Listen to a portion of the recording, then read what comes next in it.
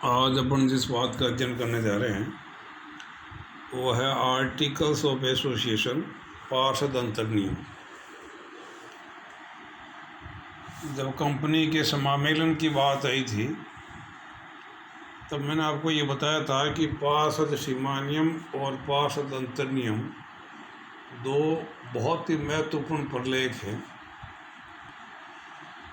और इन प्रलेखों की जो महत्ता है बेसिकली देखा जाए तो बहुत are complementary to each other. जहाँ पार्षद सीमानियम कंपनी की अधिकतम सीमाएं सुनिश्चित करेगी, beyond which company can not travel, यानी उस लक्ष्मण लाइन के बाहर, पार्षद सीमानियम के बाहर कोई भी कंपनी अपना पैर नहीं रख सकती। और यदि कोई कंपनी अगर पार्षद सीमानियम के बाहर अगर जाएगी तो ऐसे काम अल्ट्रा वायर माने जाएंगे और कंपनी उन कार्यों के लिए अन्य पक्षकारों के प्रति उत्तरदायी नहीं होगी। तो पार्षद सीमानियम तो एक तरीके से कंपनी के लिए लक्ष्मण लाइन सुनिश्चित करेगी और पार्षद अंतर्नियम जो है, आर्टिकल जो एसोसिएशन है, वो अंदर की नियम है, आंतरिक नियम है। पार्षद सीमानियम के भीतर रहते हुए कंपनी क्या क्या कार्य कर सकती है वो लॉज एंड बायलॉज, नियम और उप नियमों का एक तरीके से लेखा जोखा है। मूलतः पार्षद अंतर्नियम जो है वो सीमानियम और कंपनी अधिनियम की सीमाओं के भीतर तैयार किया जाता है। Basically it is the subordinate document of the memorandum of association. इसकी जो स्थिति है वो सीमानियम के अधीन होती है। तो मूलतः कंपनी सीमानियम के भीतर क्या क्या कार्य कर सकती है, संचालकों के क्या अधिकार, कर्तव्य और दायित्व हो सकते हैं, ये इस बात का खुलासा जो है वो अंतर्नियम के माध्यम से किया जाता है।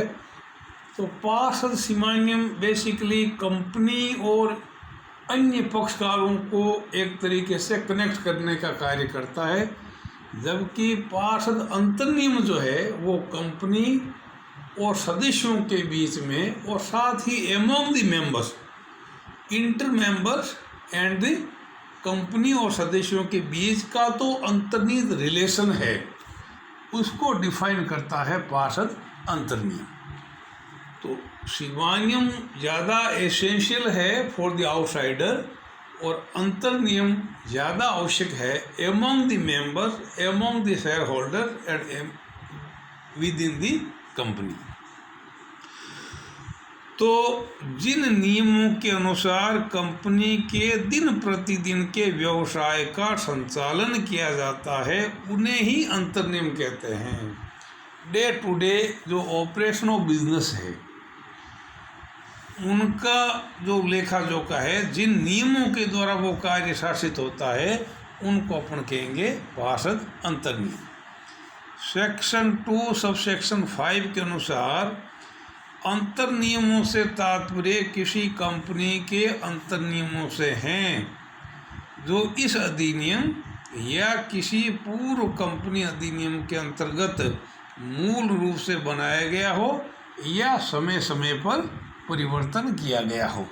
इस अधिनियम यानी कंपनी अधिनियम 2013 के तहत बनाया गया हो या इसके पहले जो कंपनी अधिनियम रहे हैं उसके अंतर्गत तैयार किया गया हो। लॉर्ड बोवे ने बहुत ही संक्षेप में बहुत ही गहरी बात कह दी कि अंतर्नियम कंपनी के आंतरिक नियम हैं। Articles are the internal regulation of the company. Company के अंदर किस तरीके से गतिविधियां रेगुलेट होगी, ये जो नियम है वो अंतर्नियम है। निष्कर्ष के रूप में हम ये कह सकते हैं कि आंतरिक नियम, अंतर्नियम ऐसे नियम एवं उपनियम हैं, लॉज एंड बायलॉज, जो कंपनी की आंतरिक क्रियाओं का संचालन एवं नियमन करते हैं। ये कंपनी के संचालकों एवं अधिकारों की शक्तियों एवं सीमाओं को परिभाषित करते हैं। यानी कंपनी की क्या सीमाएं हैं इसको तो डिफाइन करेगा पार्षद सीमा नियम, लेकिन संचालक की किस तरीके से क्या क्या निर्णय ले सकते हैं इस बात का निर्धारण करेगा पार्षद अंतर्नियम। तो ये जो बात मैंने बताई है इसके आधार पर अगर अपन अंतर्नियम का लेखा जोखा करें, इसका अगर पोस्टमार्टम करें तो निम्नलिखित विशेषताएं परिलक्षित होगी। नंबर 1, नियमों, उपनियमों एवं विनियमों का प्रलेख। It is the document of laws, bylaws and regulation. Number 2, मूल रूप से बनाया गया हो या समय समय पर परिवर्तन किया गया हो। ये परिभाषा सेक्शन 2 सब सेक्शन 5 से क्लियर हो रहा है। तीसरा, इस नियम या इस अधिनियम या किसी पूर्व कंपनी अधिनियम के अंतर्गत बनाया हो। चौथा, अंतर नियम सीमा नियम के अधीन होता है। जो आर्टिकल ऑफ एसोसिएशन बनेगा उसके लिए पार्षद सीमा नियम को भी आपको ध्यान में रखना पड़ेगा। पांचवा, इसके द्वारा कंपनी के आंतरिक प्रबंध का नियमन किया जाता है। It is the internal regulation of the company. छठा, संचालकों एवं अधिकारियों के अधिकारों, कर्तव्यों एवं दायित्वों का निर्धारण, जो मैं पहले कह चुका हूँ। अंतर नियम कंपनी एवं सदस्यों के बीच एवं सदस्यों के आपसी संबंधों का आधार है। मैंने आपको बताया था कि सीमा नियम तो कंपनी और बाह्य पक्षकारों के संबंधों का आधार है, जबकि अंतर नियम जो है वो कंपनी और सदस्यों के बीच में, साथ ही इंटर मेंबर्स के बीच में संबंधों का आधार है। We can say it is the public document like the memorandum of association। पार्षद सीमा नियम की तरह ये भी एक सार्वजनिक प्रलेख है, इसका भी निरीक्षण किया जा सकता है।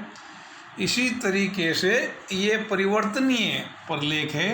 It can be changed as per the requirement of the company and it is easy changeable instead of the memorandum of association. Next है, निजी कंपनी के लिए अंतर्नियम अनिवार्य है। सार्वजनिक कंपनी अंतर्नियम तैयार करे या नहीं करे वो अनुसूची 1 के प्रावधान ऑटोमेटिकली लागू हो जाएंगे, लेकिन निजी कंपनी किस रूप में अपनी कंपनी का शासन करेगी इस बात की जानकारी रजिस्ट्रार के वहाँ पंजीकरण कराना अनिवार्य है। और लास्ट पॉइंट, निजी कंपनी को छोड़कर प्रत्येक प्रकार की कंपनी के लिए मॉडल प्रारूप FGHIJ का निर्धारण कर रखा है, उसके अकॉर्डिंगली ही इनको तैयार करना है। एक बहुत महत्वपूर्ण क्वेश्चन, बड़ा क्वेश्चन पूछा जाता है, पार्षद अंतर्नियम से आपका क्या अभिप्राय है, ये सीमा नियम से किस प्रकार भिन्न है। तो ये जानकारी लेने के बाद में आपको किसी तरह का कोई कन्फ्यूज़न नहीं रहेगा कि सीमा नियम क्या है और अंतर्नियम क्या है। परिभाषा का जहाँ तक सवाल है, सीमा नियम के अंदर मैंने आपको बताया उन शर्तों का उल्लेख किया जाता है जिनके आधार पर कंपनी को समामेलन की स्वीकृति प्रदान की जाती है, जबकि अंतर नियम के अंदर कंपनी के आंतरिक प्रबंध की व्यवस्था की जाती है। उद्देश्य, ये कार्य क्षेत्र की सीमाएं तय करेगा और इसका उद्देश्य है निर्धारित सीमाओं के भीतर जो है वो किस तरीके से अंदर का प्रबंध होगा ये तय किया जाएगा। महत्व, नीडलेस टू से, इट्स अ वेरी इंपॉर्टेंट, अत्यधिक महत्व है। ये रिलेटिवली तुलनात्मक रूप से कम महत्व है। संबंधों की व्याख्या, कई बार ये बात आ चुकी, ये कंपनी और बाह्य पक्षकारों के बीच के संबंध का आधार है, संबंधों का आधार है, जबकि ये कंपनी और सदस्यों की पारस्परिक संबंधों का आधार है। अधीनता, सबॉर्डिनेट का जहाँ तक सवाल है, ये सीमा नियम अंतर नियम के अधीन नहीं होता है, जबकि अंतर नियम सीमा नियम के भीतर तैयार किया जाता है। विशेष सामग्री, इसमें विभिन्न प्रकार के वाक्यों का समावेश होता है, जबकि इसमें सफल संचालन हेतु नियम और उप नियम दिए हुए होते हैं। जहाँ तक आवश्यकता का सवाल है, प्रत्येक कंपनी के लिए सीमा नियम तैयार करना आवश्यक होता है। निजी कंपनी को छोड़कर अन्य कंपनी के लिए आवश्यक नहीं है। मैंने पहले ही बता दिया, उनके प्रारूप पहले से तय कर रखे हैं, उसके अधीन में ऑटोमेटिकली लागू हो जाएंगे। परिवर्तन, ये सीमा नियम के अंदर जो वाक्य हैं उनमें परिवर्तन करना इट्स समवॉट कॉम्प्लिकेटेड टास्क है।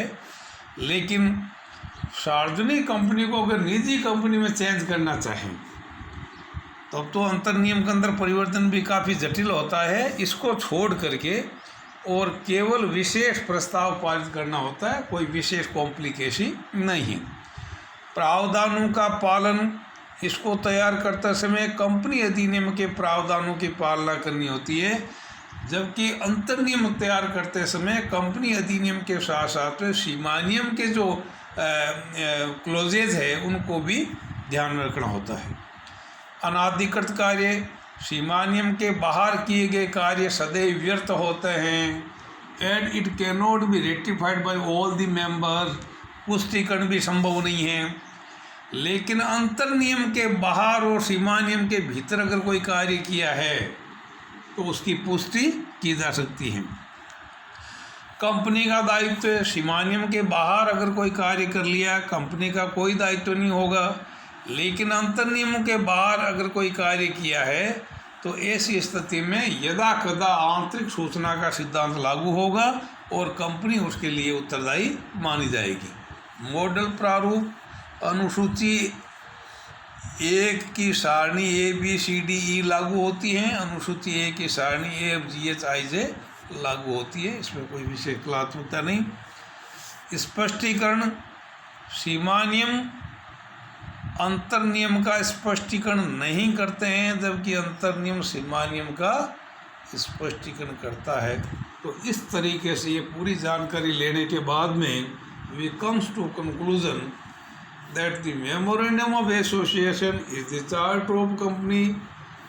On the other hand, the article of association is the composition of the laws, bylaws and the internal regulation of the company. That's all.